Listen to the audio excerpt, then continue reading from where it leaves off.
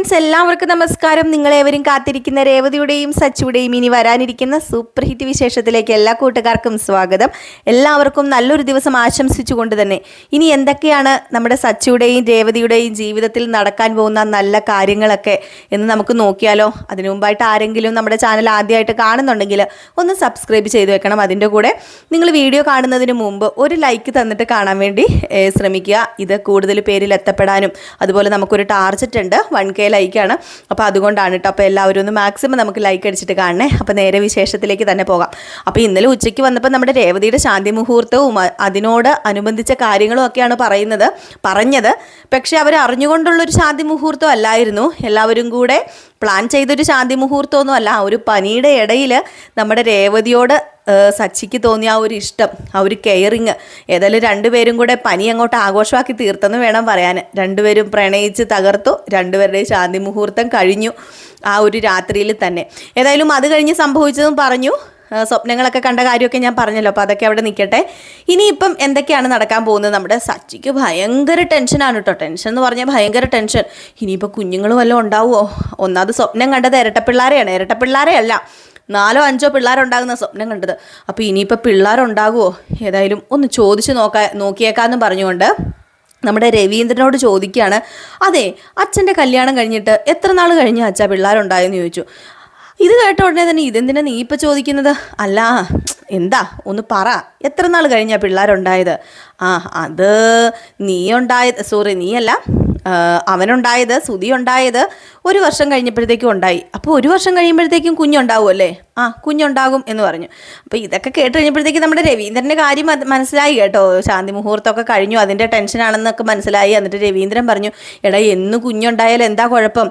അതിപ്പോൾ 1 വർഷം കഴിഞ്ഞോ 2 വർഷം കഴിഞ്ഞോ കുഞ്ഞുണ്ടാകട്ടെ. കുഞ്ഞുങ്ങൾ നമുക്ക് ദൈവം തരുന്ന അനുഗ്രഹമല്ലേ, അത് നല്ലതല്ലേ. നിൻ്റെ മുത്തശ്ശിക്കാണെങ്കിൽ അച്ചമ്മയ്ക്കാണെങ്കിൽ വലിയ ആഗ്രഹമാണ് ഒരു കുഞ്ഞിക്കാല് കാണാൻ. അച്ചമ്മയ്ക്ക് മാത്രമല്ല എനിക്കെന്ന് പറഞ്ഞു. അപ്പോൾ ഇതൊക്കെ കേട്ടുകൊണ്ടാണ് നമ്മുടെ ചന്ദ്രയും സുധിയും ശ്രുതിയൊക്കെ നിൽക്കുന്നത്. ഒട്ടും പിടിക്കുന്നില്ല ചന്ദ്രയ്ക്ക് കേട്ടോ. അപ്പോൾ ചന്ദ്ര പറഞ്ഞു, ഇപ്പം നിങ്ങൾ എന്തിനാ കുഞ്ഞുണ്ടാകുന്ന കാര്യമൊക്കെ പറയുന്നത്? ഇവിടെ ആദ്യത്തെ കുഞ്ഞുണ്ടാകേണ്ടത് 6 കുഞ്ഞാ. അത് സുധിയുടെയും ശ്രുതിയുടെയും കുഞ്ഞല്ലേ. ഇവിടുത്തെ മൂത്ത പേരക്കുട്ടി ആകേണ്ടത് അവരുടെ കുഞ്ഞല്ലേ. അപ്പം പിന്നെ അതിൻ്റെ ഇടയ്ക്ക് ഇപ്പോൾ കുഞ്ഞിൻ്റെ കഥയൊന്നും പറയണ്ടല്ലോ എന്ന് പറഞ്ഞപ്പം നമ്മുടെ രവീന്ദ്രൻ പറഞ്ഞു, എടി ചന്ദ്രേ, നീ എന്താ പൊട്ടിയാണോ? സുധിയുടെയും ശ്രുതിയുടെയും വിവാഹം ആദ്യം കഴിഞ്ഞില്ലല്ലോ. ആദ്യം കഴിഞ്ഞ രേവതിയുടെയും സച്ചിയുടെയും വിവാഹമല്ലേ. അപ്പോൾ അവർക്ക് കുഞ്ഞുണ്ടായതിന് ശേഷം ഇവർക്ക് കുഞ്ഞുണ്ടായെന്ന് പറഞ്ഞ് എന്താ കുഴപ്പമിരിക്കുന്നത്? ഇനിയിപ്പം അവർക്കുണ്ടായാലും ഇവർക്കുണ്ടായാലും പേരക്കുട്ടി നമ്മുടെ അല്ലേ. അപ്പം പിന്നെ അത് അത്ര വല്ലേ ഉള്ളൂ എന്ന് പറഞ്ഞു. അപ്പോഴത്തേക്ക് ചന്ദ്ര മുറുമുറുക്കുന്നുണ്ട് കേട്ടോ. അങ്ങനെ നമ്മുടെ സച്ചി അങ്ങ് പോയി. അപ്പം സച്ചി കൂട്ടുകാരുടെ അടുത്ത് ചെന്നിട്ട് അടുത്ത ക്വസ്റ്റ്യന് കൂട്ടുകാരോട് ചോദിക്കുകയാണ്, കുഞ്ഞുങ്ങൾ എപ്പോൾ ഉണ്ടാകും, അങ്ങനെ ഉണ്ടാകും ഇങ്ങനെ ഉണ്ടാകും എന്നൊക്കെ ചോദിക്കുക. സത്യം പറഞ്ഞാൽ സച്ചി പൊട്ടനാണോ എന്ന് നമുക്ക് തോന്നിപ്പോവും കേട്ടോ. ചിലർ നമ്മുടെ സച്ചിനെ തെറിയും വിളിക്കുന്നുണ്ട്, ഇവൻ വെറും പൊട്ടനാന്നൊക്കെ പറയുന്നുണ്ട്. പിന്നെ കഥയാണ്, കഥയിൽ ചോദ്യമില്ലല്ലോ. അപ്പോൾ അങ്ങനെ കൂട്ടുകാരോട് പോയി പറയുന്നുണ്ട്, എടാ എപ്പോഴാടാ വിവാഹം കഴിഞ്ഞിട്ട് കുഞ്ഞുണ്ടാകുന്നതെന്നൊക്കെ ചോദിക്കുമ്പോഴത്തേക്കും, എടാ നീ എന്താടാ ഈ പറയുന്നത്? വിവാഹം കഴിഞ്ഞിട്ട് കുഞ്ഞുണ്ടാകണമെങ്കിൽ ശാന്തി മുഹൂർത്തമൊക്കെ കഴിയണം. ആണോ? അതെ, എനിക്കൊരു കാര്യം പറയണ്ടായിരുന്നു പറഞ്ഞു. അപ്പോൾ ഈ കൂട്ടുകാരന്മാർ ചോദിച്ചു, എന്ത് കാര്യം നിനക്ക് പറയാനുള്ളത്? അത് പിന്നെ നിങ്ങളിപ്പം പറഞ്ഞില്ലേ ആ സംഭവം കഴിഞ്ഞു. ആർക്ക് കഴിഞ്ഞു? അത് എനിക്ക്.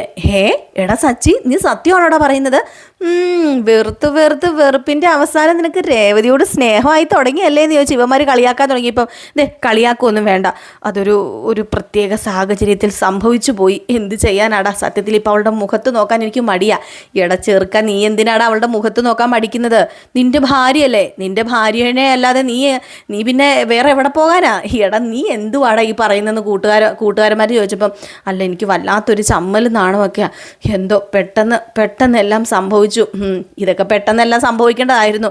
നിന്റെ ജീവിതത്തിൽ ഇത് ഇത്രയും നീണ്ടുപോയെന്ന് പറഞ്ഞു. അങ്ങനെ കൂട്ടുകാരന്മാരൊക്കെ ഒരുമാതിരി വാരിപ്പിറക്കി കളിയാക്കി കേട്ടോ. ഇതേ സമയമായിക്കോട്ടെ നമ്മുടെ രേവതി പല പല സ്വപ്നങ്ങളൊക്കെ കണ്ടുകൊണ്ട് നടക്കുകയാണ്. ഒരു ധൈര്യം മനസ്സിന് വന്നതുപോലെ തൻ്റെ ഭർത്താവ് തൻ്റെ കൂടെ ഉണ്ടല്ലോ, ഭർത്താവാണല്ലോ എന്നിപ്പോഴാണ് സത്യം പറഞ്ഞാൽ നമ്മുടെ രേവതിക്ക് അറിയാൻ പറ്റിയത്. അങ്ങനെ നേരെ രേവതിയുടെ വീട്ടിൽ പോയി കാര്യങ്ങളൊക്കെ പറയുന്നുണ്ട്. അപ്പോൾ ലക്ഷ്മിക്കൊക്കെ ഒരുപാട് സന്തോഷമാകാണ് കേട്ടോ. അപ്പോൾ ലക്ഷ്മി പറഞ്ഞു, എനിക്കറിയായിരുന്നു ഇതൊക്കെ സംഭവിക്കുന്ന, എനിക്കറിയായിരുന്നു. ഇതൊക്കെ സംഭവിക്കാതെ എവിടെ പോകാനാ? നിന്നോട് സച്ചിക്ക് ഭയങ്കര ഇഷ്ടമുണ്ട്. അത് പണ്ട് മുതലേ ഈ അമ്മ പറയുന്നതല്ലേ എന്ന് പറഞ്ഞപ്പോൾ നമ്മുടെ ദേവു അവർ സംസാരിക്കുന്നതിൻ്റെ ഇടയ്ക്ക് കയറി വരുന്നൊക്കെ ഉണ്ട്. അപ്പം ദേവുവിനെ അടിച്ചോടിക്കുകയാണ് നമ്മുടെ രേവതിയുടെ അമ്മ. ദേവു നീ മാറിപ്പോന്നൊക്കെ പറഞ്ഞുകൊണ്ട്, കാരണം ഈ വക കാര്യങ്ങൾ വിവാഹം കഴിയാത്ത കുട്ടികളുമായിട്ട് ചർച്ച ചെയ്യേണ്ട കാര്യമല്ലല്ലോ. അപ്പോൾ അതുകൊണ്ട് തന്നെ ദേവുവിനെ ഓടിച്ച് വിടുന്നുണ്ട് കേട്ടോ. അങ്ങനെ വലിയ സന്തോഷമാവുകയാണ് ലക്ഷ്മിക്കും, അതുപോലെ തന്നെ അച്ചമ്മയ്ക്കും വലിയ സന്തോഷമാണ്. അപ്പോൾ ഇതിനിടയിൽ വേറൊരു സന്തോഷ വാർത്ത നടക്കാൻ പോവുകയാണ്. നമ്മുടെ രവീന്ദ്രൻ്റെ പെൻഷൻ കാശ് ഇങ്ങനെ മുടക്കി വെച്ചേക്കുമല്ലായിരുന്നു വർഷയുടെ അച്ഛൻ. അങ്ങനെ പെൻഷൻ കാശ് മുടക്കി വെച്ചതിൻ്റെ കേസ് കൊടുത്തായിരുന്നു. അത് കോടതിയിൽ പോയി കേസായി കഴിഞ്ഞപ്പോഴത്തേക്ക് ഇവരെ രണ്ടുപേരെയും വിളിച്ചു, പ്രതിനെയും വിളിച്ചു, വാദീനെയും വിളിച്ചു. അങ്ങനെ ജഡ്ജി ഇങ്ങനെ ക്വസ്റ്റ്യൻസ് ചോദിക്കുകയാണ്, എന്താണ് ഇയാൾക്ക് പെൻഷൻ കൊടുക്കാത്തത് എന്ന് വർഷയുടെ അച്ഛനോട് ചോദിച്ചപ്പോഴത്തേക്കും വർഷയുടെ അച്ഛൻ പറയുകയാണ്, അത് വേറെ ഒന്നുമല്ല പെൻഷൻ കൊടുക്കാത്തത്, ഇങ്ങേരുടെ വണ്ടിയുടെ മുമ്പിൽ ഒരാൾ വന്ന് മരിക്കുക വരെ ചെയ്തു എന്ന് പറഞ്ഞു. അപ്പം അങ്ങനെ ഒരാൾക്ക് പെൻഷൻ കൊടുക്കേണ്ട കാര്യമുണ്ടോ? സർവീസിലിരുന്നപ്പോൾ തന്നെ ഇയാൾ ഒരാളെ കൊന്നാന്ന് പറഞ്ഞപ്പോഴാണ് ജഡ്ജി പറഞ്ഞത്. ജഡ്ജി ഇച്ചിരി മാന്യം മര്യാദയുള്ളൊരു മനുഷ്യനായതുകൊണ്ട് തന്നെ ജഡ്ജി പറഞ്ഞു, അതെങ്ങനെ ശരിയാകും, നിങ്ങൾ എന്താ ഈ പറയുന്നത്, അതറിയാതെ സംഭവിച്ചതല്ലേ, ആ കേസൊക്കെ വന്ന് തള്ളിപ്പോയതാ, അതൊന്നും നിങ്ങൾ പറയണ്ട, നിങ്ങൾ എന്തുകൊണ്ട് പെൻഷൻ കൊടുക്കുന്നില്ല? ഒരു മനുഷ്യൻ്റെ അവകാശമാണ് പെൻഷൻ മേടിക്കുക, ഒരു ഗവൺമെൻറ് ഉദ്യോഗസ്ഥൻ്റെ അവകാശമാണ് പെൻഷൻ മേടിക്കുക എന്നുള്ളത്, നിങ്ങൾക്കത് തടഞ്ഞു വെക്കേണ്ട കാര്യം എന്താണെന്നൊക്കെ ചോദിച്ച് അങ്ങ് തുടങ്ങി. ഏതായാലും ഈ സമയത്താണ് നമ്മുടെ സച്ചി വരുന്നത്. സച്ചി കോടതിയിലേക്ക് വന്നു. സച്ചി വിട്ടുകൊടുക്കുമോ? സച്ചി പറഞ്ഞു, ഇതൊന്നും പറഞ്ഞാൽ പറ്റത്തില്ല, ജഡ്ജിനോട് കയറി അങ്ങ് സംസാരിക്കാൻ തുടങ്ങി. അപ്പം ജഡ്ജിനോട് കയറി സംസാരിക്കാൻ തുടങ്ങിയപ്പോൾ രവീന്ദ്രനൊരു പേടി, ജഡ്ജിയോട് അങ്ങനെ ആരും കയറി ഒന്നും സംസാരിക്കാറില്ലല്ലോ. അപ്പോൾ രവീന്ദ്രൻ പറഞ്ഞു, എടാ നീ മിണ്ടാതിരിക്കാൻ പറഞ്ഞു. പിന്നെ അച്ഛൻ അവിടെ ഇരിക്കും, ഞാൻ ജഡ്ജിനോട് സംസാരിക്കട്ടെ. അതെ ജഡ്ജി, എനിക്ക് പറയാനുണ്ട്, അതെ ഇങ്ങേരുണ്ടല്ലോ, ഇങ്ങൊരു വെറും അങ്ങേയറ്റത്തെ മനുഷ്യനാണ്, ഇങ്ങനെയൊക്കെ ആരാ ഗവൺമെൻറ് ഓഫീസറായിട്ട് നിയോഗിച്ചത്? ഇങ്ങേരെൻ്റെ അച്ഛൻ്റെ പെൻഷൻ തടഞ്ഞു വെച്ചേക്കുന്ന കാരണം എന്താണെന്ന് അറിയാമോ? ഇങ്ങേരെ ഞാൻ ഒരു ദിവസം ഒന്ന് പൊട്ടിച്ചു, അതെന്തിനാ പൊട്ടിച്ചതെന്ന് ചോദിച്ചു. അപ്പോഴത്തേക്കാണ് നമ്മുടെ വർഷയുടെ അച്ഛൻ പറഞ്ഞതേ, ഇവൻ കാരണം തന്നെയാ, ഇവനുണ്ടല്ലോ ജയിലിൽ വരെ കിടന്നിട്ടുള്ളവനാന്ന് പറഞ്ഞു.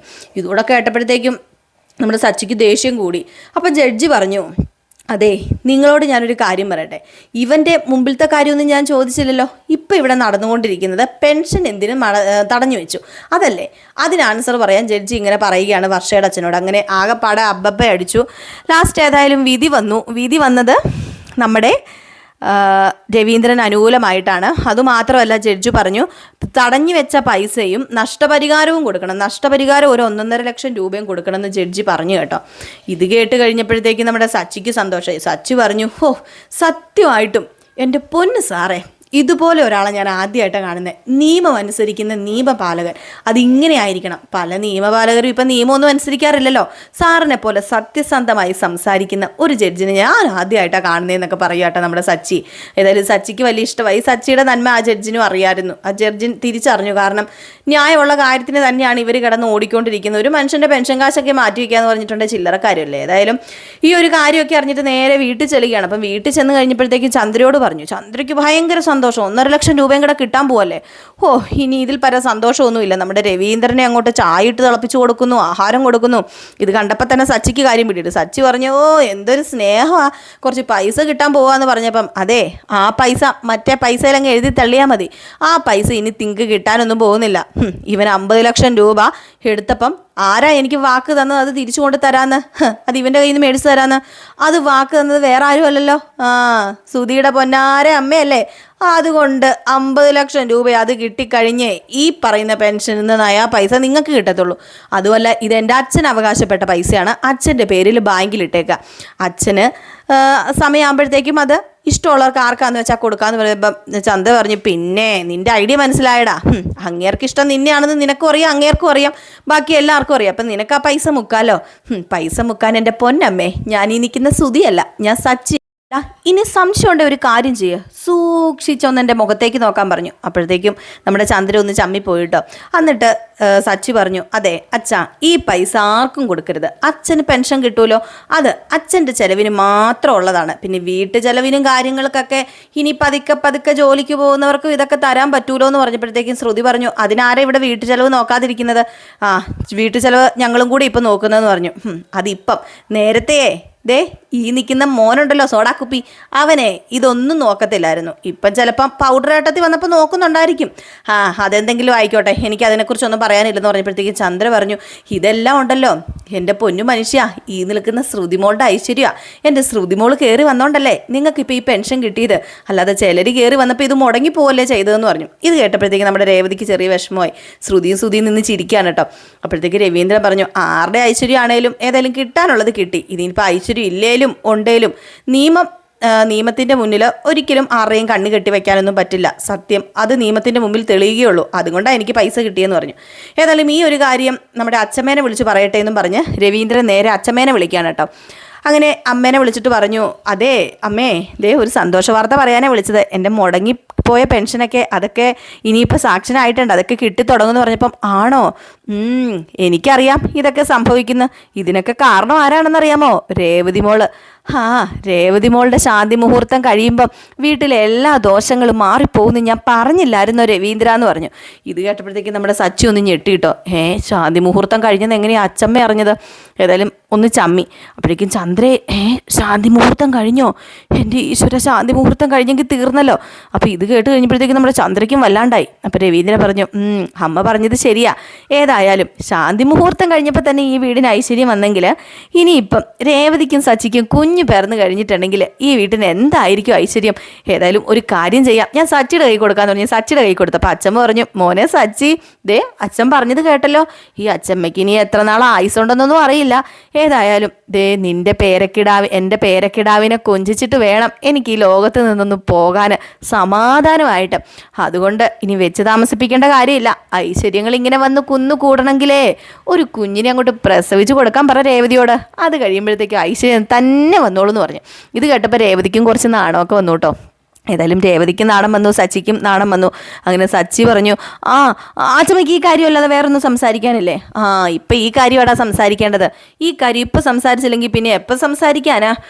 ഞങ്ങൾ കുറേ ശാന്തി മുഹൂർത്തം ഉണ്ടാക്കാൻ പെടാപ്പാട് പെട്ടു, എന്നിട്ട് ഇപ്പം എന്തായി എന്ന് പറഞ്ഞപ്പോഴത്തേക്കും, ദേ അച്ചമ്മേ ചുമ്മാ ഇതെന്താ അച്ചമ്മ ഇങ്ങനെയൊക്കെ പറയുന്നത് എന്നൊക്കെ പറഞ്ഞപ്പോഴത്തേക്കും സച്ചിക്ക് ഇങ്ങനെ നാണം വന്നു കേട്ടോ.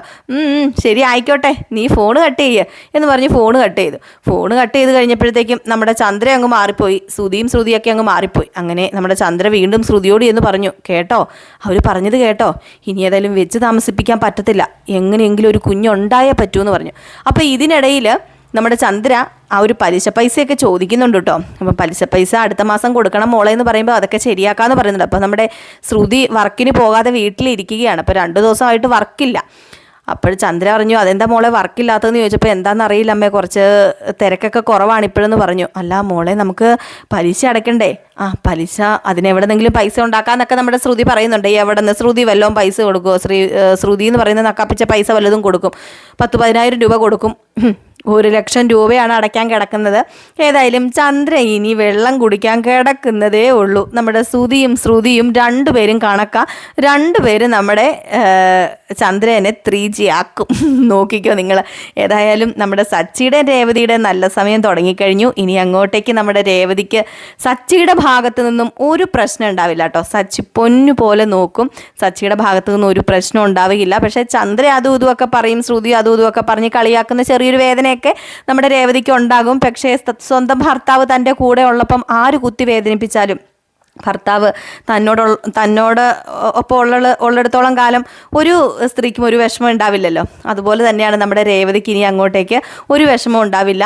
നമ്മുടെ സച്ചി കൂടെ ഉള്ളത് കൊണ്ട് തന്നെ സച്ചി നല്ലൊരു ഭർത്താവായിട്ടും നല്ലൊരു രക്ഷകർത്താവായിട്ടും നമ്മുടെ രേവതിയുടെ കൂടെ ഉണ്ടാകും കേട്ടോ. അപ്പോൾ ഇങ്ങനെ കുറച്ച് നല്ല നിമിഷങ്ങളൊക്കെയാണ് ഇനി നമ്മൾ കാണാനൊക്കെ വേണ്ടി പോകുന്നത്. ഇനി വരാനിരിക്കുന്ന കഥകളാണ് ഞാൻ പ്രത്യേകിച്ച് ഓർപ്പിക്കുകയാണ്. നമ്മൾ ഉച്ചയ്ക്കിടുന്ന കഥകൾ വരാനിരിക്കുന്ന വിശേഷങ്ങളാണ്. ചിലപ്പോൾ അത് നാളെയോ മറ്റന്നാളോ വരണമെന്നില്ല. ഇനി വരാൻ പോകുന്ന വിശേഷങ്ങളാണ്. ഏതായാലും 2-3 ആഴ്ചയ്ക്കുള്ളിൽ വരാൻ പോകുന്ന വിശേഷം തന്നെയാണ് കേട്ടോ. അപ്പോൾ ഞാൻ ഒത്തിരി ബാക്കിലേക്ക് പോയിട്ടില്ല. 2 ആഴ്ച കൊണ്ട് നമുക്ക് ഈ ഒരു വിശേഷമൊക്കെ കേൾക്കാനായിട്ട് സാധിക്കും. ഏതായാലും ഈ ആഴ്ചത്തെ വലിയ പ്രമോ എത്തുമ്പോൾ തന്നെ നിങ്ങൾക്ക് മനസ്സിലാകും ഇനി അങ്ങോട്ട് നമ്മുടെ രേവതിക്ക് സന്തോഷം നിറഞ്ഞ നിമിഷങ്ങളൊക്കെയാണെന്ന്. അപ്പം മനസ്സിലാവും ഞാൻ പറഞ്ഞത് വെറും കള്ളമൊന്നുമല്ല, ഇത് തന്നെ നടക്കാൻ പോകുന്ന സംഭവം എന്ന്. പിന്നെ ഒരു ചെറിയ തെറ്റ് പറ്റിയായിരുന്നു ഒരു പ്രാവശ്യം. ആദ്യമായിട്ടാണ് എനിക്കൊരു ചെറിയ തെറ്റ് പറ്റിയത്. അത് നിങ്ങൾ കുറച്ച് പേരൊക്കെ എന്നോട് ചോദിച്ചിട്ടുണ്ട്. വേറൊന്നുമല്ല, കപ്പെടുത്ത് എറിഞ്ഞു കളയുമല്ലേ ചെയ്തു, ചായ ഒഴിച്ചില്ലല്ലോ എന്ന്. അത് എൻ്റെ കയ്യിലുണ്ടായ ഒരു ചെറിയ മിസ്റ്റേക്കാണ്. അതിന് ഞാൻ നിങ്ങളോട് സോറി ചോദിക്കുന്നു കേട്ടോ. അപ്പോൾ എൻ്റെ കയ്യിലുണ്ടായ ഒരു ചെറിയ മിസ്റ്റേക്ക് തന്നെയാണ്. ശരിയാണ്, ഒരു തെറ്റ് ഏത് പോലീസുകാരനും പറ്റില്ലേടോ, ഒന്ന് ക്ഷമിച്ചു കളാം. നിങ്ങൾ ക്ഷമിക്കുന്ന എനിക്കറിയാം കേട്ടോ. കാരണം നമ്മുടെ സബ്സ്ക്രൈബേഴ്സാണ്, നമ്മളെ ഇഷ്ടപ്പെടുന്ന സബ്സ്ക്രൈബേഴ്സാണല്ലോ എൻ്റെ സബ്സ്ക്രൈബേഴ്സ് എല്ലാം. എന്നെ ഇഷ്ടപ്പെടുന്നത് കൊണ്ടും എൻ്റെ കഥ കേൾക്കാൻ ആഗ്രഹമുള്ളത് കൊണ്ടുമാണ് നിങ്ങളിത് സബ്സ്ക്രൈബ് ചെയ്ത് വെച്ചിരിക്കുന്നത്. അതുകൊണ്ട് ഒരിക്കലും ഞാൻ നിങ്ങളെ നിരാശപ്പെടുത്തില്ല. നിങ്ങൾക്ക് കിട്ടേണ്ട കഥകൾ അപ്പോഴപ്പോൾ നിങ്ങളുടെ കൈകളിൽ തന്നെ എത്തിച്ചേരും കേട്ടോ. അപ്പോൾ എല്ലാവരും കാത്തിരിക്കുക. അപ്പം വീണ്ടും പറയാനുള്ളത്, ആദ്യമായിട്ട് ആരെങ്കിലും നമ്മുടെ ഈ ഒരു ചെറിയ ഫാമിലിയിലേക്ക് വന്നിട്ടുണ്ടെങ്കിൽ ഒന്ന് സബ്സ്ക്രൈബ് ചെയ്ത് വെച്ചേരെ. അതിനോടൊപ്പം തന്നെ നിങ്ങൾ ആ ബെല്ലൈക്കണും കൂടെ ഒന്ന് അമർത്തുകയാണെങ്കിൽ നമ്മുടെ നോട്ടിഫിക്കേഷൻ നിങ്ങളുടെ ഫോണിൽ എത്തുകയും ഞാൻ എപ്പോൾ വീഡിയോ ഇട്ടാലും അപ്പോൾ തന്നെ നിങ്ങൾക്ക് പെട്ടെന്ന് കയറി കാണാനായിട്ട് സാധിക്കും. പിന്നെ ഉള്ളത്, ലൈക്ക് അടിക്കാൻ മറക്കരുത്.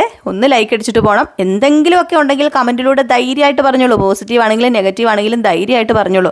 പിന്നെ നമുക്കൊരു വ്ളോഗ് ചാനലൊക്കെ ഉണ്ട്. അപ്പോൾ അതിൻ്റെയൊക്കെ ചെറിയൊരു ലിങ്ക് ഞാൻ പോസ്റ്റിൽ കൊടുത്തിട്ടുണ്ട് നമ്മുടെ ജിൽ ചില്ലുവിൽ തന്നെ. അതുപോലെ തന്നെ നമ്മുടെ ഗൗതമിൻ്റെയും നന്ദയുടെയും പ്രേമവിശേഷവും നമ്മൾ വേറൊരു ചാനലിലാണ് ഇടുന്നത്. അതിൻ്റെയും ലിങ്ക് ഓൾറെഡി നമ്മൾ കൊടുത്തിട്ടുണ്ട്. അപ്പോൾ നമ്മുടെ കമ്മ്യൂണിറ്റി പോയി നോക്കി ഇതൊക്കെ നിങ്ങൾക്ക് കാണാനായിട്ട് സാധിക്കും. അപ്പം ആർക്കെങ്കിലും കാണണമെന്നുണ്ടെങ്കിലും നമ്മുടെ വിശേഷങ്ങളൊക്കെ അറിയണമെന്നുണ്ടെങ്കിലും അതുപോലെ ഗൗതമിൻ്റെയും നന്ദയുടെയും വിശേഷങ്ങളൊക്കെ അറിയണമെന്നുണ്ടെങ്കിൽ ഒന്ന് പോയി നോക്കിക്കോളൂ. സബ്സ്ക്രൈബ് ചെയ്ത് വെച്ചോളൂ കേട്ടോ. അപ്പോൾ എല്ലാവർക്കും ടാറ്റാ, ബൈ ബൈ. നമുക്ക് രാത്രി കാണാമേ.